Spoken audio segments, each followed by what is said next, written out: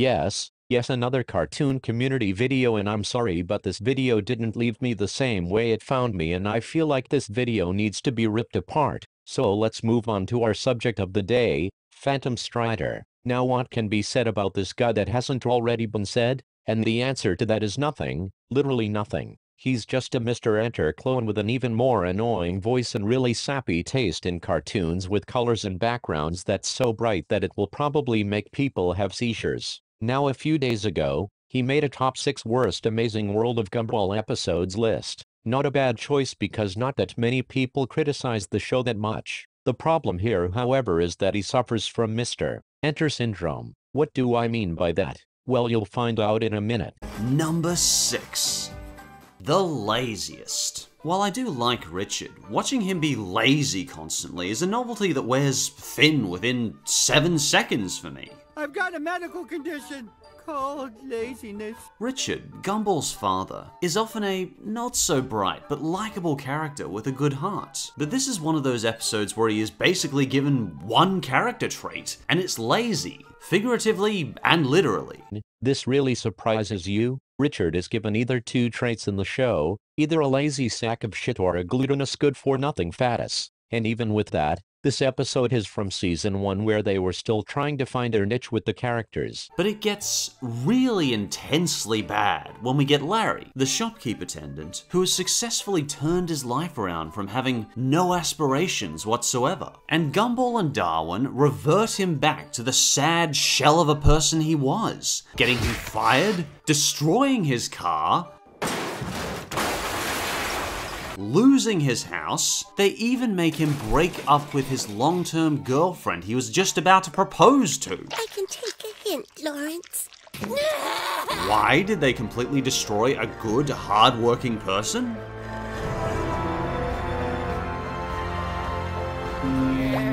Because they didn't want to lose a bet with their dad. Gumball and Darwin are just scumbags in this episode. They get Larry because they know that they can't beat their dad on their own, and plus, Richard bet that if they lost the bet, they will have to do Richard's chores for the rest of their lives. I don't know about you, but that's a lot at stake there and kind of understandable why they go to such lengths. And after all that, despite destroying his life, they don't even bother using Larry in the end. So what was the point of all that? That's the joke. It's that they try everything they can to get Larry on their side, yet for it to backfire on them. And for number 5, the dress. And here we have an episode that starts off with an okay joke. Like, I love how Gumball tries to come up with a fake name, but keeps on accidentally coming up with his own name. My name is... Quick, think of a name. Gumball. Oops. But it rapidly becomes really creepy when Darwin falls in love with his brother because he's wearing a dress. And this isn't just a little kid crush. Here she comes. This is a stalker-level obsession with his brother. Like, he starts sniffing anything he touches and taking stalker pictures of him. And everyone, including the women, unconditionally worship Gumball because he's wearing a dress. Yeah, Agent, that's the joke. It's supposed to be disturbing and stupid because it's so over the top that people can get a laugh at it, knowing that things like this can occur in their universe. You know you're special at when people have to explain the most obvious of jokes to you. And apparently, the writers are trying to drive home the point. People will do anything for a beautiful girl. Anything! Oh, come on, guys. Really? What is this, based in the 40s? A lot of people don't give a stuff about beautiful attire and consider it showing off. If Gumball in a dress is honestly that attractive, wouldn't some women be jealous? Why are the women also worshipping him? And Darwin's romantic obsession with his brother just gets creepier and creepier and creepier. This episode is irritating, it makes no sense. It pushes weird stalker-like behavior in kids as normal, and gives them an overall just bad message. Oh Jesus fucking Christ. Why would kids take a show like Gumball seriously? It's not that kind of show that is supposed to inspire messages and morals into children. It's like going into a cartoon like Tom and Jerry and say, oh, this is promoting violence into children because they demonstrate violence. Look, Kids aren't as stupid as you cartoon-loving children. Kids can distinguish the difference between fantasy and reality and knows not to look for a show like Gumball for inspiring morals. And the fourth worst Gumball episode is The Hero. What surprised me is just how unanimously this episode is hated by Gumball fans. And while not the worst, this was probably the most recommended episode. And does it deserve it? In my opinion, yes. Yes, it does.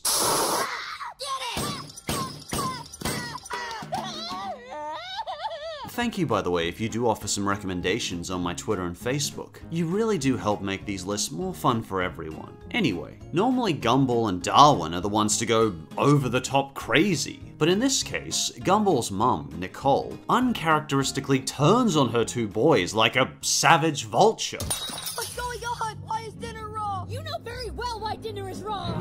She starves them of food. I paid for that potato. And doesn't even let them bathe. Are you retarded? First, she told them that since they don't appreciate their parents' efforts, they have to fend for themselves. As in, they have to take care of themselves without their parents' help or financial support. Second, it wasn't Nicole who wouldn't let them bathe, it was Ennius. So they pretty much brought everything on themselves. And the third worst Gumball episode is The Robot. This episode just makes no sense. And not in a fun, weird SpongeBob way. More in a boring, cheap Hanna-Barbera rerun way. Okay, what the fuck is with this guy and Hanna-Barbera? All their cartoons are 10 times better than Gravity Falls and Steven Universe. Gumball tries to help out Bobbit the robot. Bobbit ends up impersonating Gumball and somehow steals his life and his family with a disguise that wouldn't fool a blind, deaf beggar.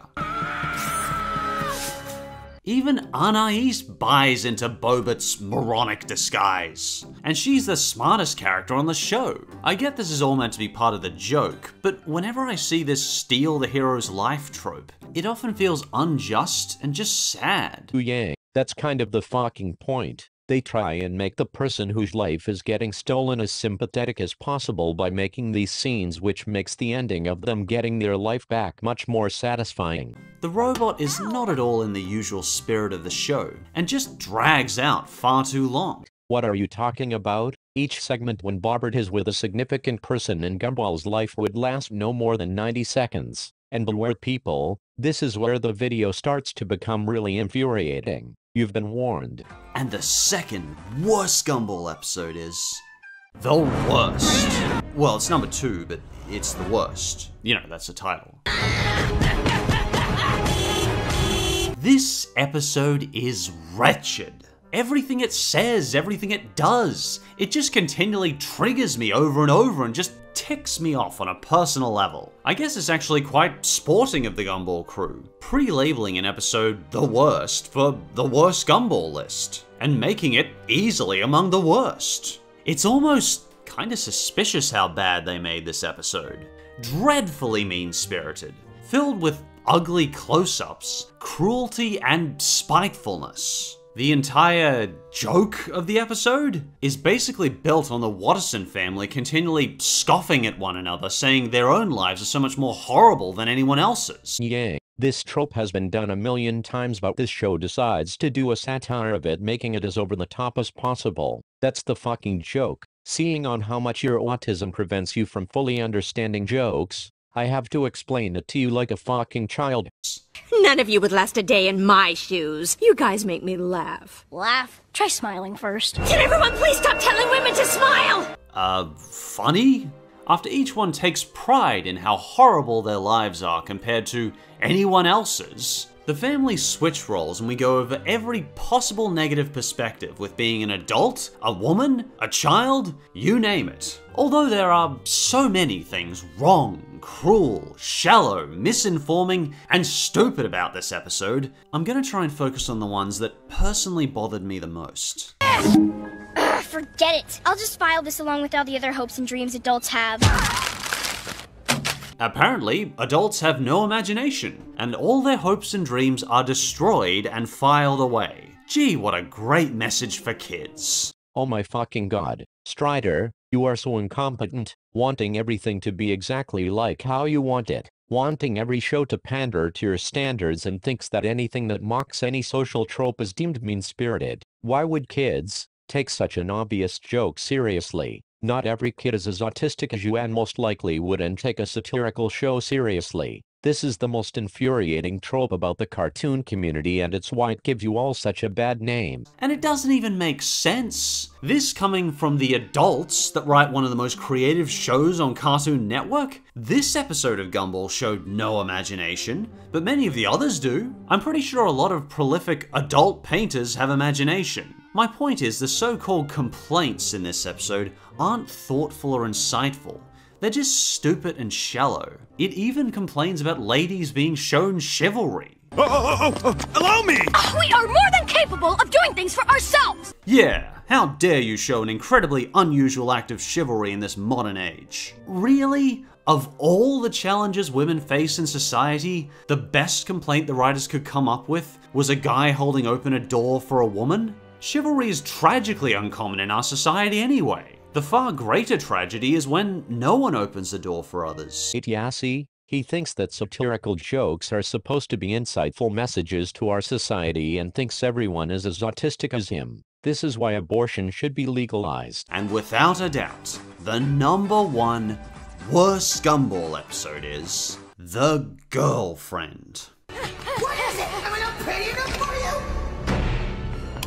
Is this better? An episode that gives misleading, dangerous information to children on abusive relationships. Her problem is that she doesn't understand love, so the best thing to do is to wait quietly until she works it out for herself. This episode is rotten. I'm not even exaggerating when I say this one was painful to watch. Like, easily among the worst episodes of good cartoons. The story starts by the bully Jamie cannibalizing multiple of our favorite school characters. And we're apparently supposed to watch Jamie find their sweetheart. All the episode, we're watching Darwin be abused by his girlfriend. If you ignore me or break up with me, there will be serious consequences involving you, me, a spoon, and a salt shaker. Because apparently the writers think abusive relationships are funny children's material. I actually don't mind them discussing this subject matter, but it is not handled with respect, and it gives misleading information to children. Just the message that people should do nothing in abusive relationships. In fact, the message given is downright rotten and dangerous. Dude, for the sake of everyone's safety, can you please talk to her and put an end to this? That you should submit in an abusive relationship and wait for the person to get better. That is just so irresponsible of the writers to say that. You think I don't know what love is? You know, dude, all you had to do was keep your mouth shut and say nothing. Don't say anything. She has to work it out for herself. If you ever feel threatened in a relationship, you stand up for yourself and you get yourself out of there as safely and quickly as you can. You are stronger than you think, and there is support available at any of these lines. Fortunately, this episode is by far the lowest rated episode by viewers, and I am so glad to see it is. People obviously really took offense to the messages in this episode, as they should. It encourages disempowerment, helplessness, submission to evil, and all on children. It's the most rotten, terrible episode of Gumball I've ever watched. This is the part that insinuated rage in me because he thinks people will actually take this show seriously and they shouldn't. Look, this has to be said, and I'm sorry if I sound like an asshole when I say this, but if you're a parent and your child is age 5 or higher and can't distinguish the difference between fantasy and reality, then you're a pretty shitty parent. Maybe if Gumball was a show like Arthur or Sesame Street where giving kids morals is the actual fucking point of the shows, then Strider's argument would fly there. But this show is satire. It is meant to be mocking social tropes seen in today's society. And if you're following quote advice from a satirical kids show, then you're actually fucking retarded. You might as well take advice from Family Guy and South Park while you at it. I'm sorry if I'm repeating myself a lot, but this has to be said because this is the most infuriating thing in the cartoon community, where they always judge cartoons based on their moral compass and on the popular opinion than on the overall quality, on what they're critiquing. Kids aren't stupid,